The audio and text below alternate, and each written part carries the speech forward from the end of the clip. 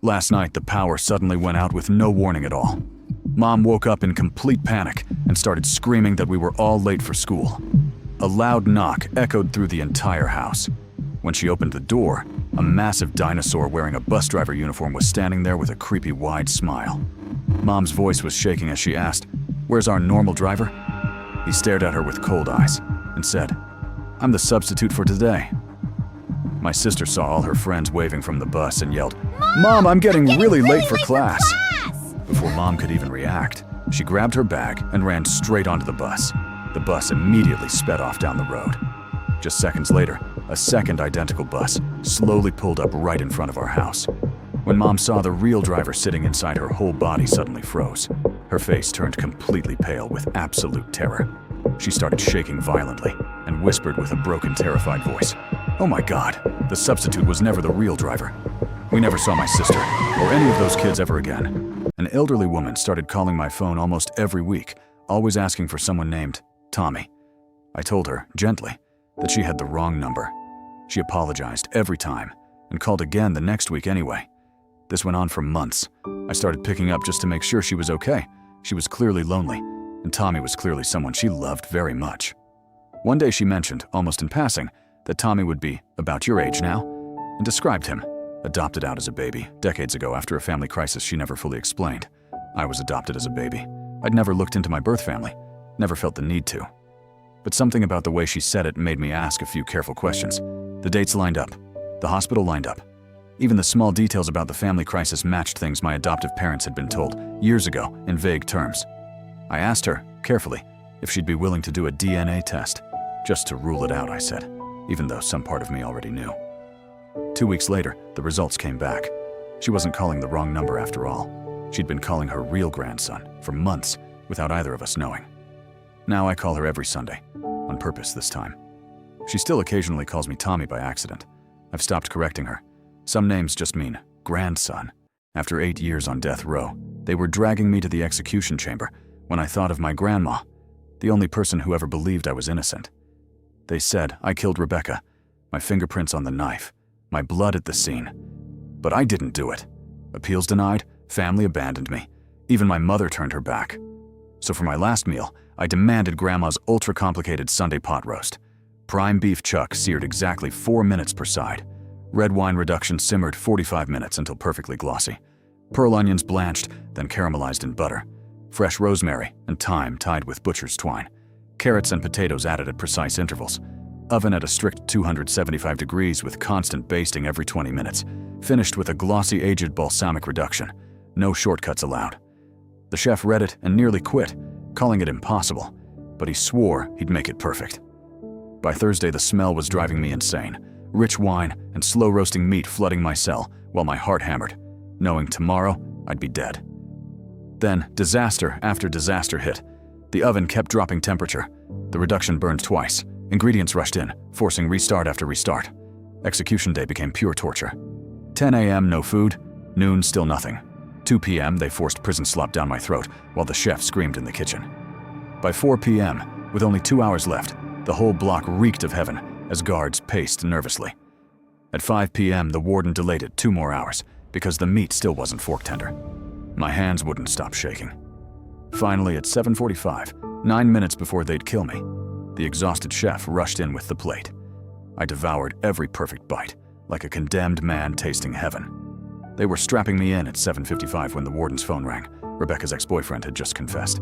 I collapsed as the chef slid down the wall beside me, whispering, "If that damn pot roast had finished on time, you'd already be gone." Grandma's impossible recipe didn't just feed me, it saved my life from beyond the grave.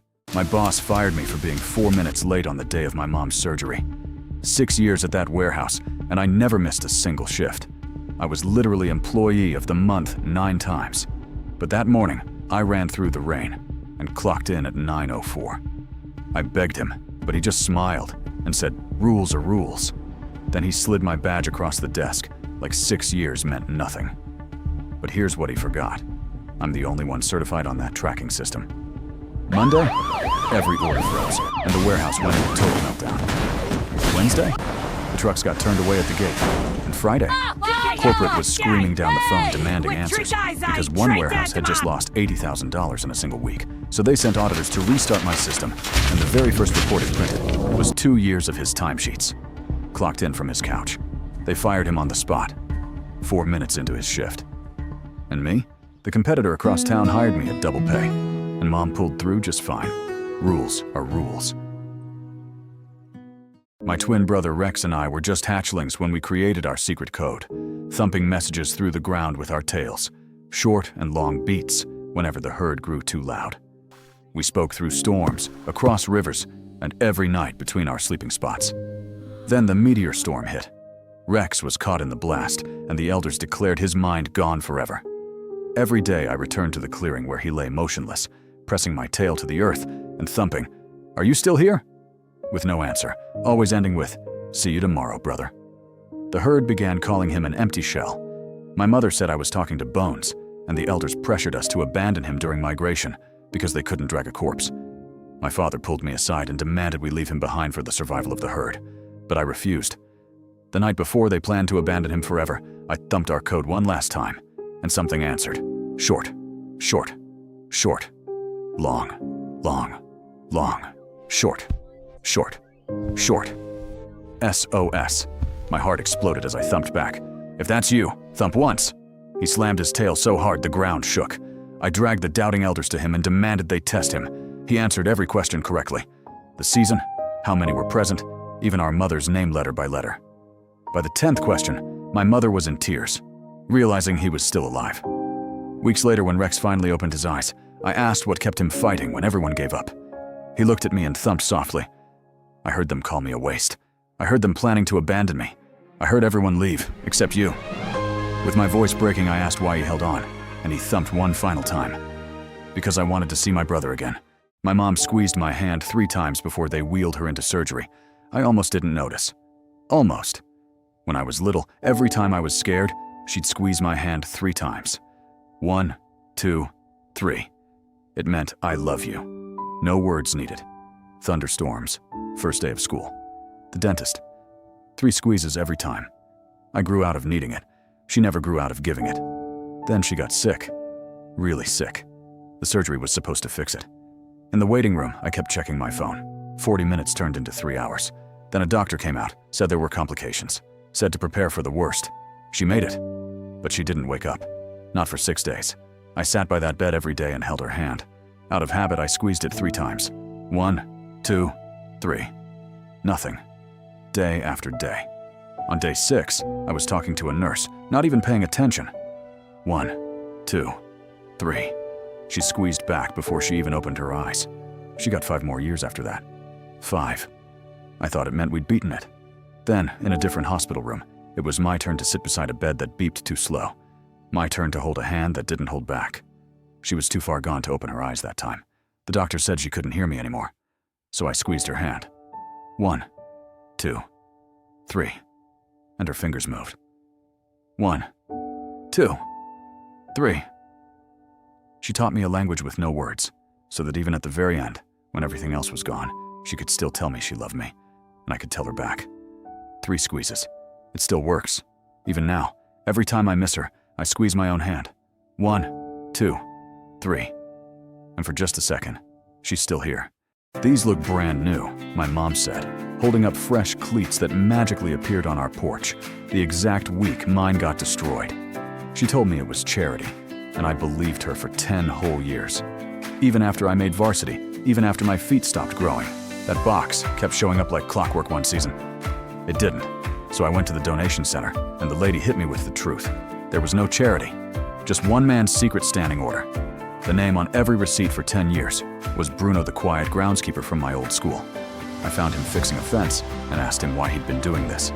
He looked at me for a long moment and said, "My coach once gave me cleats with no explanation. Some debts you just pass forward quietly." That hit me hard this year.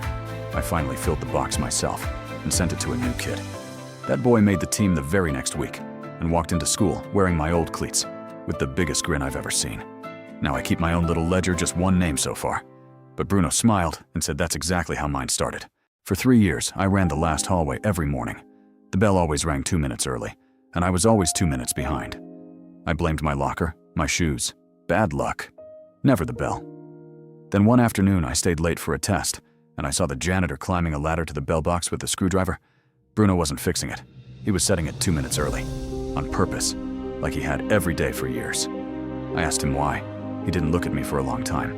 Then he said, "Your dad was late for everything too, right up until he got too sick to be late for anything." My dad died when I was 7. I barely remembered his face, but Bruno remembered him. Remembered that a man who was always running behind had a kid who would be too. So every morning, before any of us woke up, he climbed that ladder and gave me 2 minutes my father never got. Nobody asked him to. Nobody knew. I never ran that hallway again. I walked it, because somebody had decided, quietly, that I was worth waiting for. I'm a teacher now, and every September, before sunrise, I walk my halls and check which clocks run slow, and which kids are sitting under them. Last week, I caught myself holding a test open 30 extra seconds for a girl who reminded me of someone. When I told Bruno, he just smiled. He said, "Good. That's how it's supposed to spread."